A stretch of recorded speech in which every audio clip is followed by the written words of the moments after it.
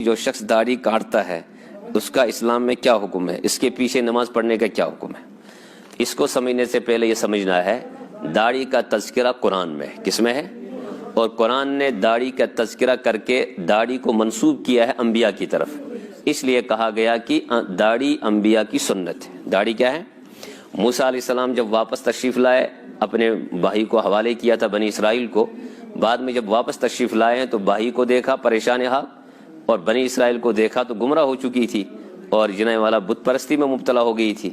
تو وہاں جب دیکھا تو حضرت موسیٰ علیہ السلام کو فطرت میں یہ چیز، یہ تو فطرت ہی ہے کہ غصہ آ ہی جاتا، تو موسیٰ علیہ السلام کو غصہ آیا اور اسی میں حضرت ہارون علیہ السلام کی پہلے داڑھی پکڑی اور گردن پکڑی، تو ہارون علیہ السلام نے فرمایا لا تأخذ بلحیتی ولا براسی، میری داڑھی کو نہ پکڑیے، میرے گردن کو بھی نہ پکڑیے، میری کوئی غلطی نہیں ہے۔ بہرحال یہ ایک قصہ ہے، اس میں داڑھی کا لفظ قرآن نے استعمال کیا ہے، پتہ چلا انبیاء کی سنت ہے داڑھی، انبیاء کی۔ نمبر ایک، محمد الرسول اللہ صلی اللہ علیہ وسلم کی اپنی داڑھی مبارک تھی، اور حضور علیہ السلام نے اپنے قول سے ارشاد امت کے سامنے رکھا، اپنا قول صحابہ کے سامنے رکھا، مونچھوں کو کم کرو، داڑھی کو بڑھاؤ، داڑھی کو۔ اب داڑھی کتنی بڑھانی ہے اس کی تشریح صحابہ نے کی، اور عمل کے ذریعے نہیں، عمل کے ذریعے کی۔ حضرت ابن عمر رضی اللہ تعالیٰ عنہ اپنی داڑھی مبارک بڑھاتے تھے، لیکن جب ایک مٹھی سے زیادہ ہو جاتی تھی کاٹتے بھی تھے،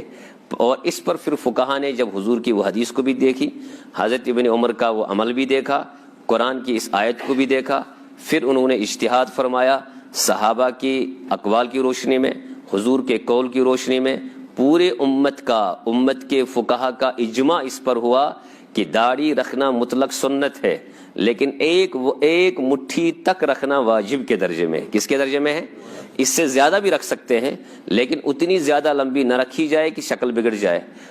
اچھا، ایک مٹھی سے کم رکھنا یہ درست نہیں ہے، ایک مٹھی سے کم رکھنا بالکل درست نہیں۔ اور اگر کوئی ایسا امام ہو جو ایک مٹھی سے کم رکھتا ہے، باضابطہ ہر 2 دن 3 دن ہفتے میں وہ کاٹتا بھی ہے، اور کاٹتا جان بوجھ کر وہ کاٹتا ہے، تو ہمارے فقہا کہتے ہیں، ہمارے علماء کہتے ہیں کہ اس کو باضابطہ طور پر امام بنانا یہ مکروہ ہے۔ کیا ہے؟ اس کے پیچھے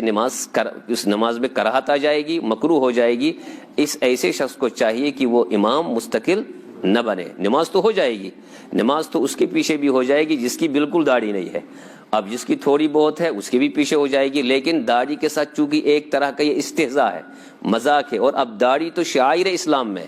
سنت اپنی جگہ، واجب ہے ایک مٹھی، ساتھ میں یہ ہے کہ یہ شعائر اسلام میں داخل ہے، اس کے ساتھ اس طرح سلوک کرنا شریعت میں اس کی اجازت،